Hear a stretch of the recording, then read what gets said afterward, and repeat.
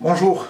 Le compte personnel de formation, c'est entendu, est un droit du salarié. Est-ce que pour autant, ça interdit à l'entreprise de s'y intéresser? Bien évidemment, non, et c'est même tout l'inverse, puisque l'entreprise a l'obligation de décliner sa politique. Alors attention, elle n'est pas obligée d'avoir une politique, mais elle est obligée tous les ans de consulter le comité social et économique sur sa politique en matière de CPF et d'expliquer soit pourquoi elle n'en a pas, soit en quoi cette politique consiste.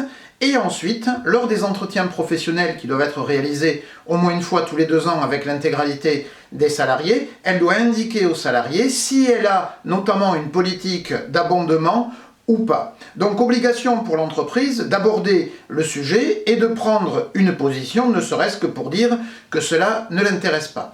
Et si ça l'intéresse, elle a 4 possibilités qui s'offrent à elle. La première possibilité, c'est d'avoir ce que j'appelle une politique sociale gratuite.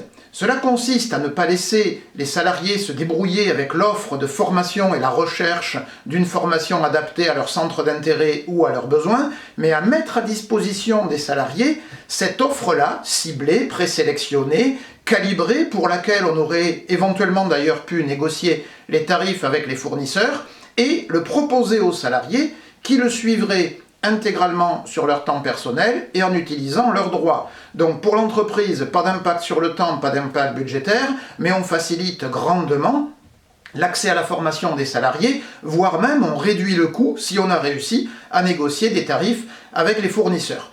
Deuxième politique possible, donner des facilités horaires aux salariés pour suivre les formations. Si la formation ne peut pas être suivie sur le temps personnel de manière très simple, eh bien, on pourrait avoir une politique qui consiste à avoir des aménagements d'horaires, des facilités pour avoir des jours de congé, de RTT ou de repos sur les journées de formation. Bref, on ne donne pas du temps de travail, on aménage le temps de travail pour faciliter en tout ou partie l'accès à la formation.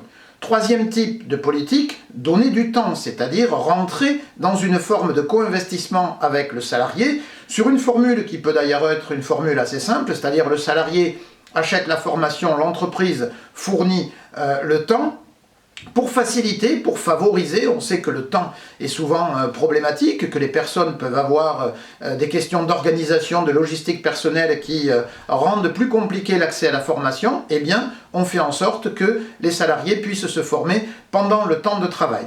Quatrième possibilité pour l'entreprise, abonder financièrement, c'est-à-dire prendre en charge une partie du coût de la formation et déterminer à quelle hauteur se fera son investissement et proposer aux salariés de suivre des formations avec un reste à charge.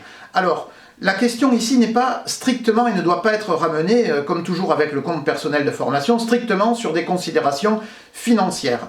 Le fait que les salariés utilisent leur compte personnel de formation, certes, peut alléger la facture financièrement pour l'entreprise, mais c'est aussi le témoignage de l'intérêt du salarié pour la formation. Il est prêt à utiliser les droits pour cette formation. C'est donc aussi un filtre de la motivation du salarié. Et puis on pourrait donner un conseil pour une entreprise qui a une politique en matière de CPF. Si vous avez une politique d'accompagnement de certaines formations pour lesquelles vous demandez aux salariés d'utiliser leur compte personnel de formation, il est très important que vous soyez en capacité d'expliquer très clairement pourquoi certaines formations figurent dans le plan de développement de compétences et pourquoi d'autres sont suivi dans le cadre du compte personnel de formation. Pourquoi pour ces formations-là, il faut que les salariés fassent un effort. Si vous n'avez pas une ligne de partage très claire entre ces deux types de formation, eh bien ce sera une source de difficulté.